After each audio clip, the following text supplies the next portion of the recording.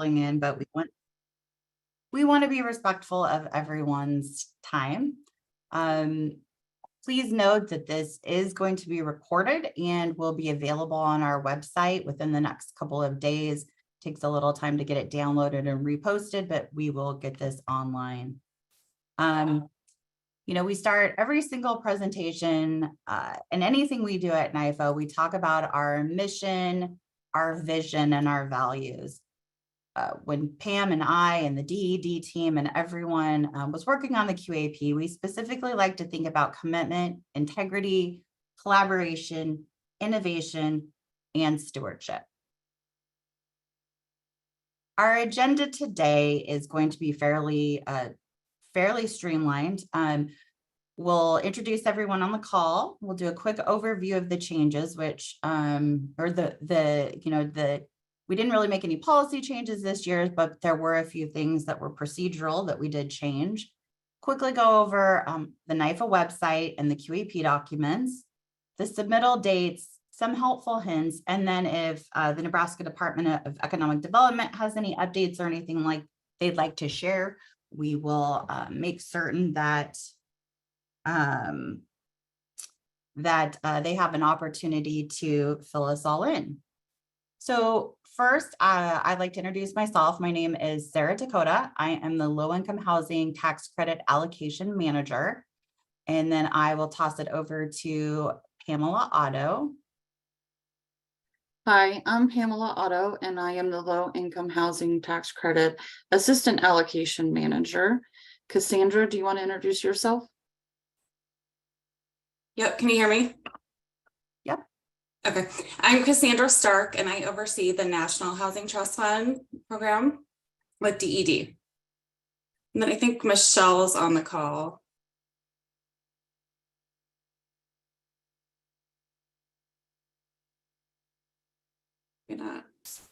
Michelle is on the call. You might be muted, Michelle.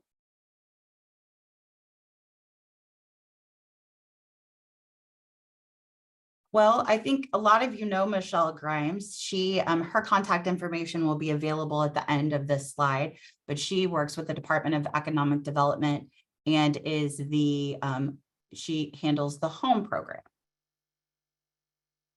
And then do we have Christina here today? She's not logged on, so she may be out of the office. Yes, I believe Christina Zink is actually on vacation, hopefully someplace warm and sunny with a beach. I don't know, something like that.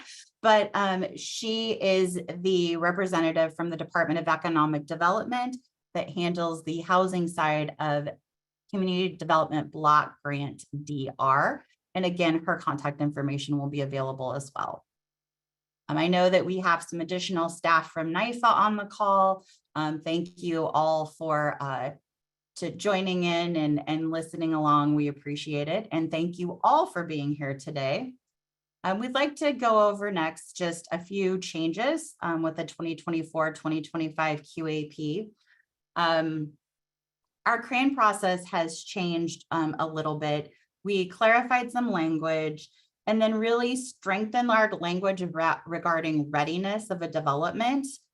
Although it's a non-competitive process, it is a race to see who basically has all of their items and can hit a category 1 first.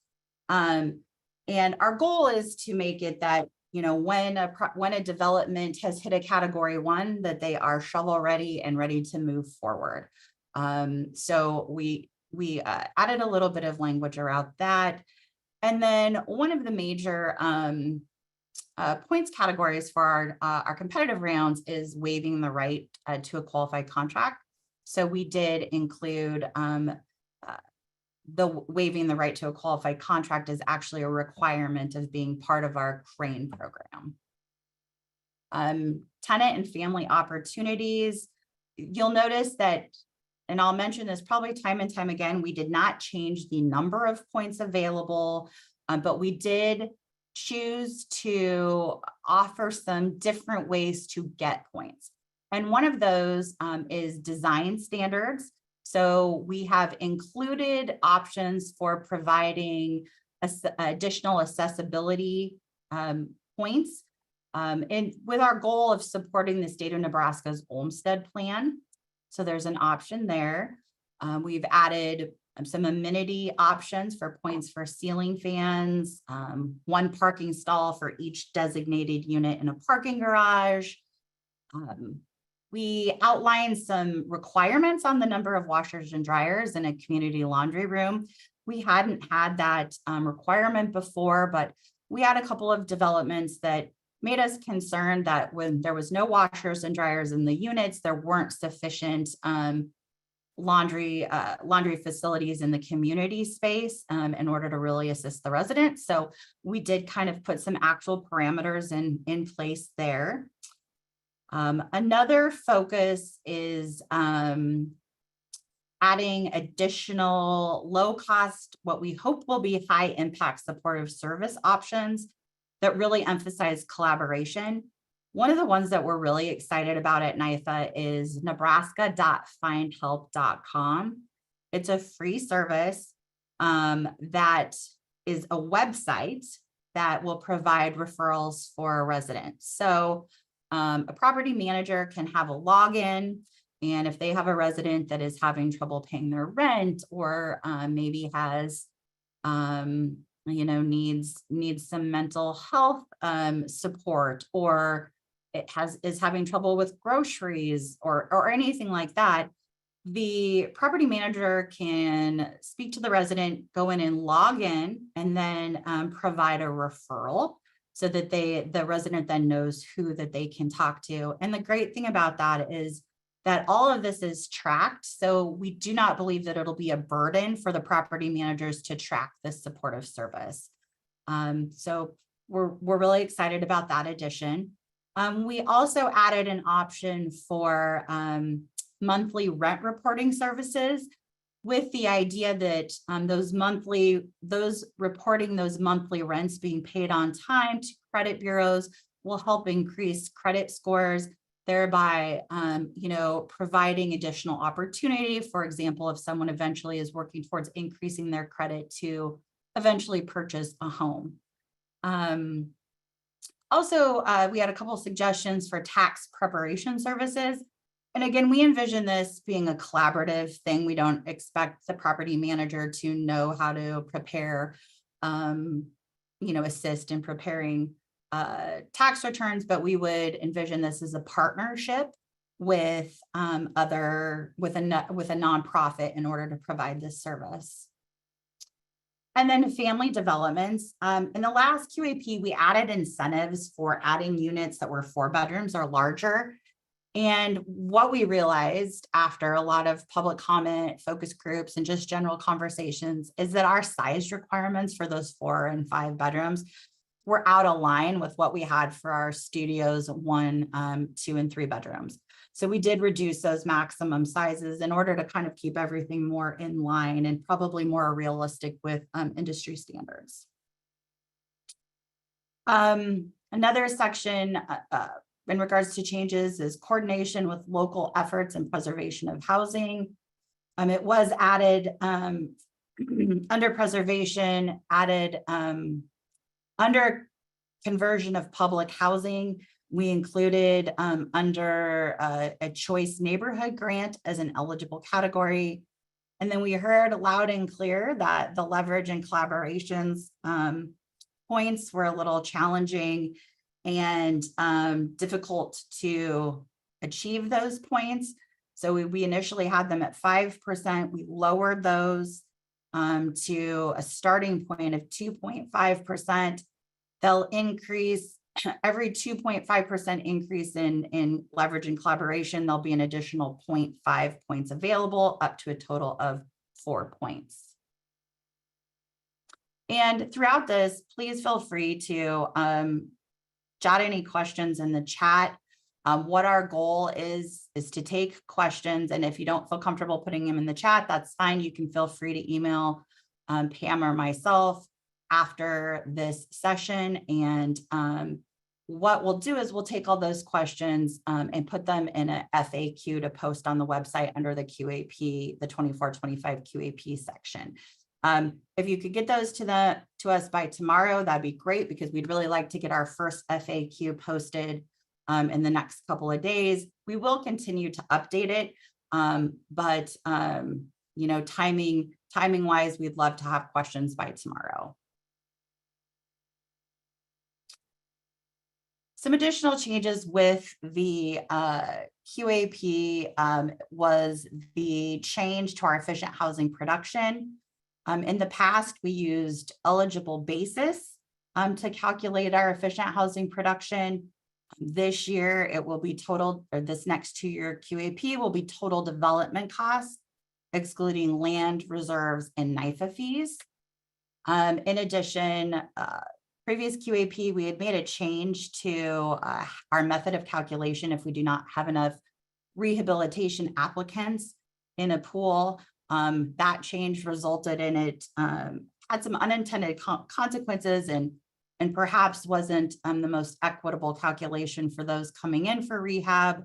So we have made changes to that in order to try to norm that with the kind of with the new construction, to make sure we're tracking along and not just using all of last year's numbers. Under stewardship and integrity, right of first refusal, one of the things that has been added is that the nonprofit entity must be given a minimum of 1 year to waive the right of first refusal. Tiebreaker, as we have many tiebreakers, an entire list of tiebreakers, but one of the things that has been added is prior performance, added as a tiebreaker consideration. And then site control. When there's a related party or an interested party, we will require an appraisal. We also added, based on public comment from the focus groups and from the public meeting, that we will require an attestation for every development that says that there's no other agreement, that no other agreement between parties exists. So that there's not something where, you know, someone agrees to pay a certain amount and then pay additional money or get money back later down the road. So this is, we're just going to ask for an attestation that that the purchase agreement is the only one that exists. And there's no other underlying agreement. In addition, we will require that all financial commitment forms are that it's clear what the required reserves are by the lenders or the syndicators. Customer experience. We heard after the public hearing that the timelines were a little too tight. We realized that, and we want to try to extend them as much as possible. So we did move the deadline. Originally, it was in July. We moved the full application deadline to August 1st. So we tweaked that as much as possible, as much as we possibly could, while still getting our recommendations in at the October board meeting. And then our major change is the application and threshold process. You know, we made a pretty major change to how we're going to look at our application and threshold.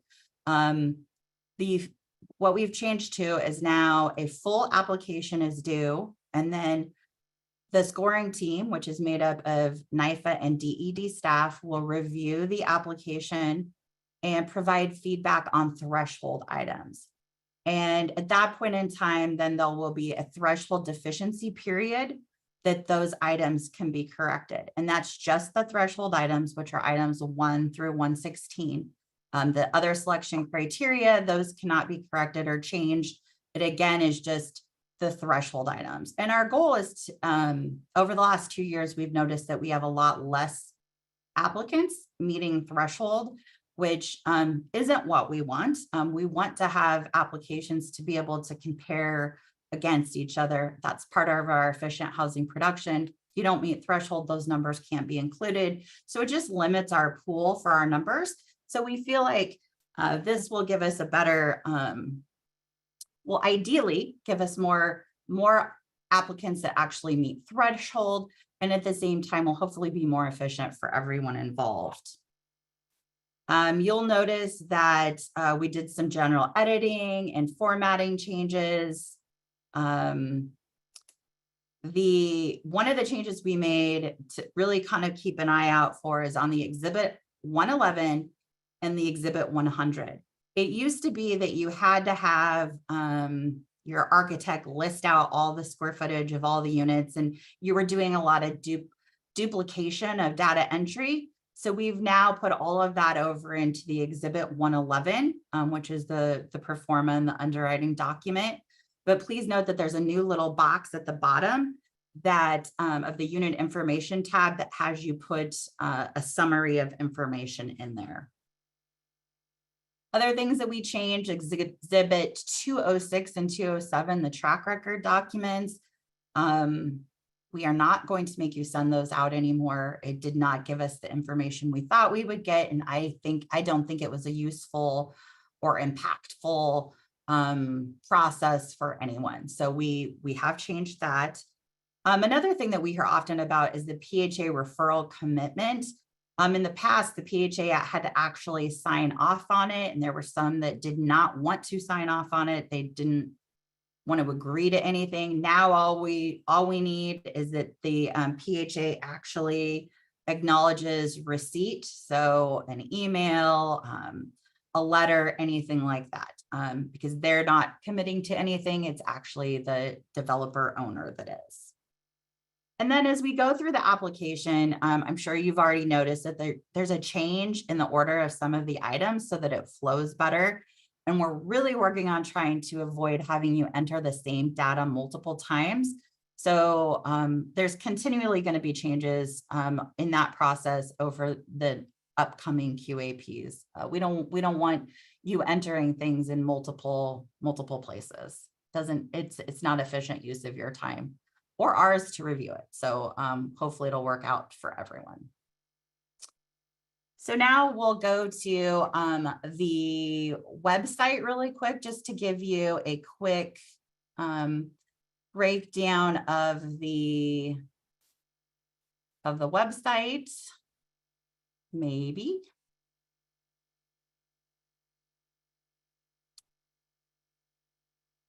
Feels like a Monday with my technical ability here. Okay, so here is the NIFA website, and I know that many of you are familiar with this, but we just want to go over a few areas that might be useful. Always, we recommend starting with, if you scroll to the bottom, there's a section that says stay connected with NIFA news, events, and announcements. I would be remiss if I didn't say, please go on here, sign up. If you want information about, there's different categories. There's a developer category, there's a property management category. So depending on if you want information specifically about the allocation process, make sure you're signing up for the developer section. And then we'll just go over where you can find a few items. So development financing tab gives you some different options. We won't really focus on multifamily tax exempt bonds because that's not the round that we're talking about. We're talking about the 9% round. But then we have an overview of the federal and state credit, the process, links to the compliance pages, which are always important, and then how you would apply, which takes you to an external website to apply. Again, a basic overview of the LIHTC process here, going from you receive a recommendation, a conditional reservation, and then the document processes through there. You can take a look at all of those for good information. We have our compliance site, which again talks about a lot of different components of the compliance side, including qualified contract process and a whole bunch of other information. And then again, we go to the apply for LIHTC section. You'll notice here it covers all of the dates for the different rounds, and it takes you to the link to the external website. One of the things I mentioned earlier was this video will be available online. And if you go to the education and training tab, it'll have QAP videos, and it will be in this section right here. So you can then see the videos, and it'll link you to our YouTube channel. Finally, probably one of the most important sections is the forms and documents. So this is where we update all of our forms and information. So on the allocation side, you'll notice the 24-25 QAP. There's the entire QAP here if you like that big bulky thing all in one document. And I heard loud and clear, no one likes that. So we we broke it out into individual chapters down here that you can take a look at. All of the procedure guidelines, the score sheets, everything you could need, as well as the individual forms for that are form fillable, so that you can use those for to begin your process of getting your third-party verifications. And then you'll notice here also we have the Department of Economic Development forms available as well.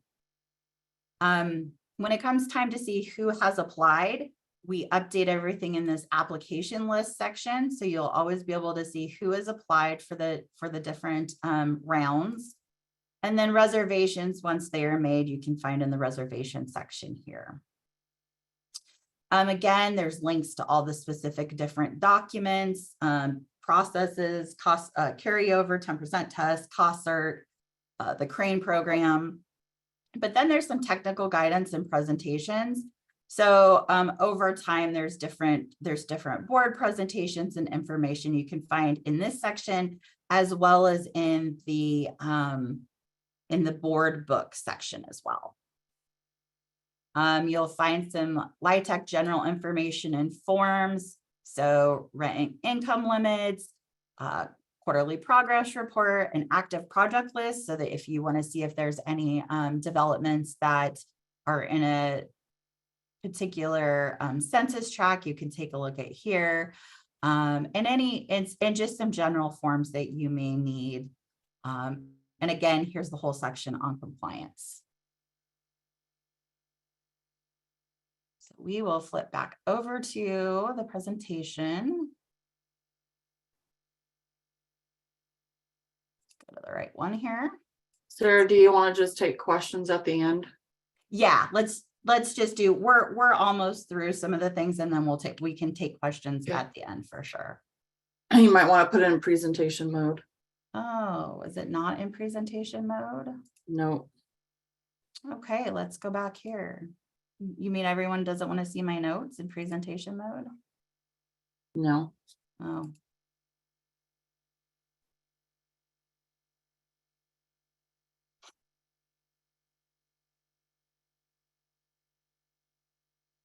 Okay. There you go.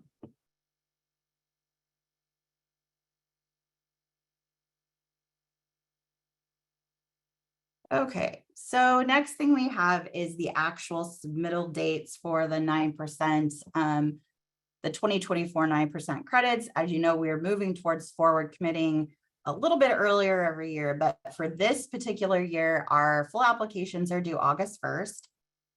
The threshold deficiency responses, corrections will be sent to everyone by August 31st. And then those deficiency corrections are actually due back into NYFA on September 15th.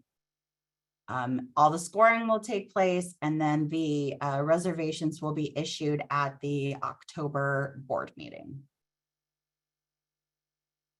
Now, just a few, and as a side note, we've been having some challenges with our application software, which some of you who've been with us for a while know we've had that off and on over the years. But we do think that we have everything tested and ready to go, so that it will either be live tomorrow or Friday, but we'll send out an email to everyone. In the meantime, please feel free. It is just the digital version of what's in the online version on the PDF version. So feel free to start, doing your additional work. I know you all are, but the actual online entry system will be available in the next day or two. Okay, some just basic helpful hints. File naming, because of our system, which we are looking at changing, so I know it can be frustrating, but please include the exhibit number in your file naming convention, because if you don't, it's challenging, because then Pam, who has the joy of downloading all the documents, has to open each individual document and rename it, and that just takes a lot of time. The other thing that is a challenge is that for some reason, the online system doesn't like anything over 20 characters, and it does not like special characters. So it allows you to do it, but it then will not allow us to download it without doing some creative work. So every single file that's like that takes a few minutes then for us to fix it to make it work. So we just really ask that you try to include the exhibit number. So exhibit 100, you can use a property identifier. That's fantastic. A short one, you don't have to use the whole name if it's going to make it too long, but we really do want the exhibit number included in there and no special characters. File requirements. We really do not want cover pages for the exhibits. Now, if you have an explanation or additional information you need to give, that's fine. A little paragraph is fine. But what we mean is when you put the cover sheets, the really pretty big, full of graphic cover sheets, they're great. They look fantastic, but it takes up a lot of memory and a lot of space and makes that document quite large. So please try to avoid doing that if at all possible. It will really help us move files over and not have extremely large documents. Please use PDFs unless otherwise outlined. And one of those major areas, major files that we don't want in a PDF is the exhibit 111. It must be in an Excel file, as well as DED's underwriting form, which I know we changed the number, so I don't have that off the top of my head, but that is also needs to be in an Excel format. The other thing is, please do not zip files together and upload them as a zip file. There's a section for each exhibit, for one file for each exhibit. So please don't zip a bunch of documents for that one exhibit. General information. If you want additional explanations on each of the types of exhibits, for example, the 100 level exhibits, if you turn to the pages in the application on page 17, it gives you detailed explanations of what are needed on the exhibits 1 through 116. Other selection criteria, which is the scoring section, those descriptions, the details are on page 28. And as we showed you earlier, all fillable exhibits are on NYFA.org under our forms section. And then really, we just want to remind everyone to review the requirements detailed in each section of the application. Each exhibit has a little section, so just really take a look at that. The other thing to keep in mind is there are exhibit examples on some of those, so feel free to look back in. There is a complete section in the qualified allocation plan that is the exhibit examples plan or section, and that will give you some additional details as well. One thing to keep in mind is if you have a PDF that has been signed by another, by a bank, let's say you signed it, sent it over by a bank, and the bank signed it on a certain date, there shouldn't be any alterations to that after the third party person has signed it. So after the bank has signed it, the interest rate shouldn't be changed or anything like that shouldn't be changed. The amount that the investor is paying shouldn't be changed unless it's initialed or you have it refilled out or something like that. So don't alter documents after they have been signed by that third party. The other thing is that we wanted to talk about, and there will be a policy memo coming out about this soon from Shannon. NIFA recognizes that there's still a lot of unpredictable factors to development, but we will have a policy memo that will be released regarding additional credit requests. Over the last few years, we've really tried to be as flexible as possible about credit increase requests, because we really want as many developments to get completed as possible, and it has been extremely challenging. We do know that it's been a roller coaster for everyone. We do, however, want to get away from additional credit requests being more. It's become more of a rule rather than an exception. So we just want to remind everyone that requests for additional credits must be for unusual circumstances, not a situation where maybe construction costs have gone up or something like that. So yes, definitely, it's still a possibility, but it is something that we're going to have to look at even closer. We have laid out in the QAP the processes to requesting a credit increase request. So hopefully that'll be a little bit more helpful. But again, there will be a policy memo coming out about that to clarify that a little bit more. Okay, Pam, questions?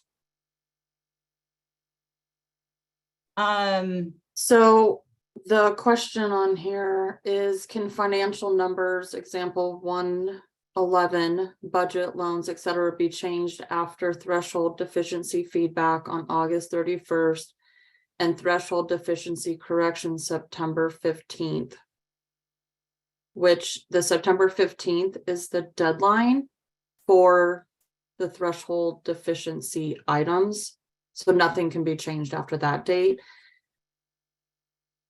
But I thought, yeah, so things can be changed on the threshold items, only the threshold items between the original application date and the threshold date. But yeah, after the 15th, just like now, if it's what you've submitted is what you're agreeing to.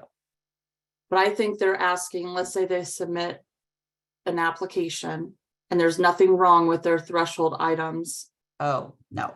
Yeah. Okay. Chris, is that what are you still on the line, Chris? Sorry. Yeah, I just want to know, like in the past, you turned in for threshold.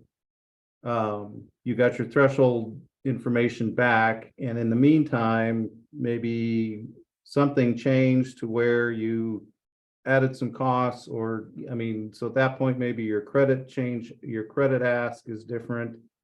Your perm loan could be different. Maybe you got another source of funding in.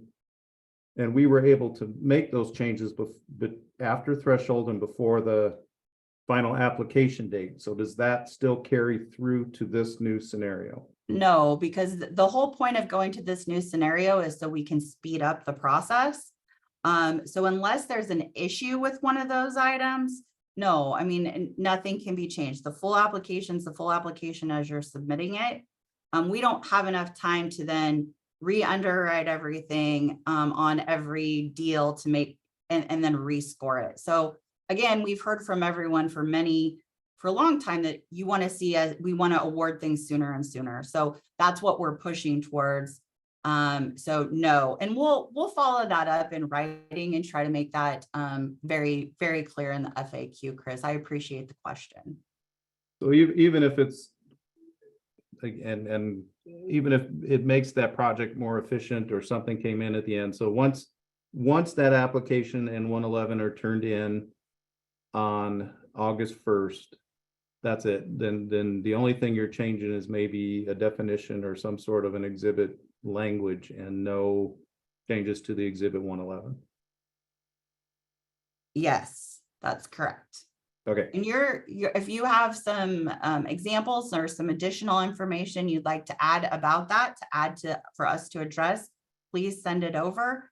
we're happy to do that. We're happy to look into it. We're happy to talk about it a little bit more, but no, not at all. That it's what's submitted is what's submitted at this point in time. Now, that being said, we all know that between when a project is awarded and between conditional reservations, sometimes something may change a little. So we're not saying that, and we know costs go up. We had costs go down on a couple of projects this year. So we do realize that things change, but what you're being scored on and what you're being held to is what's in that application that you submit on August 1st. Okay. Sarah, I walked in the middle of this, but it seems to me, I'm just going to put in my 2 cents quickly, but it seems to me that there are times that we have that we do have changes, and in this environment, it could be interest rates or, you know, something of that nature that actually help a project be more efficient and would be a better project to be for the state to be funding. And so to eliminate those kinds of changes that allow for greater efficiencies in the program, it seems a little strange. It seems counterintuitive that you're weighing how fast you turn around a decision as a higher ranking priority than efficiency in the projects that you're getting. So No, keep that in mind. Yeah, I agree. And I mean, that's not our goal. It's to try to find a happy medium for everything, to try to constantly strike that balance. And as you know, that's one of the hardest things is when are you being too efficient? You know, it's constantly a balance. So we'll make sure, PM, can you make sure to put Kathy's comments down so we can address those as well, please? Mhm. Thank Okay. you. I Thanks. appreciate it. Pat, yes, this will be recorded and accessible on our website. So we will have that posted, and then any questions that we get will be posted as well in an FAQ document. Oh, and I had responded to Pat already. She had to leave, so. Oh, okay, great. And then I don't know if DED had any updates.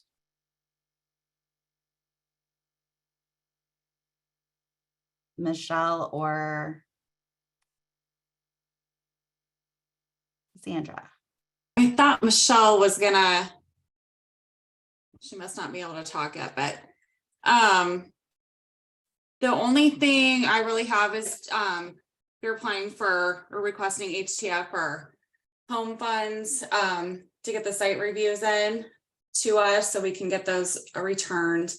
And then also exhibit 111 and the cost allocation tool need to be reviewed by DED if you're requesting DED funds. When do they need to get that to you, Cassandra? That's a good question. We Michelle can probably put, can't. if you don't have it in front of you, we can put it in the FAQ. As soon as possible. Michelle says now. Oh, there you go. Now. It just makes it easier to coordinate actually getting out to the sites and reviewing them, since a lot of us don't live near the projects. We need that time to be able to carve out and give you the appropriate time needed. Thanks, Christina. Do you have anything else on your end, Christina? Nope, I was going to say the site review, just make sure you get that to us so we can get to work on that and get it back to you as soon as possible. Do we have any other questions? Either you want to type it in the chat or go ahead and ask it here, or again, as I mentioned, you can email it to us and we'll include it in an FAQ with an answer.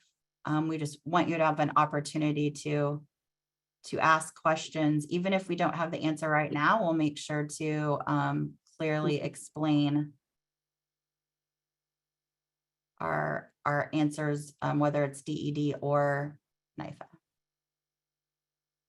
Sarah, hey, this is Rob. I just had a quick question for DED. Would DED be able to put in the FAQ how much funding is potentially available in the upcoming round, whether it be CDBG, DR, or home funds, or housing trust funds? Okay, we will pose that we will pose that question to them and make sure that that is responded to. Thank you. Anyone else?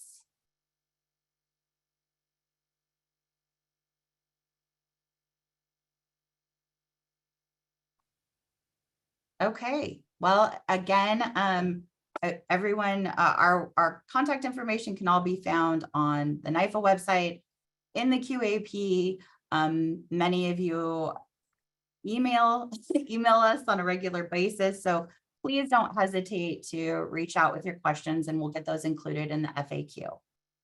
And then finally, again, remember, watch out for an email from us regarding the application going live on the online emphasis application collector. That should be, like I said, Thursday, Friday at the latest. Thank you, everybody.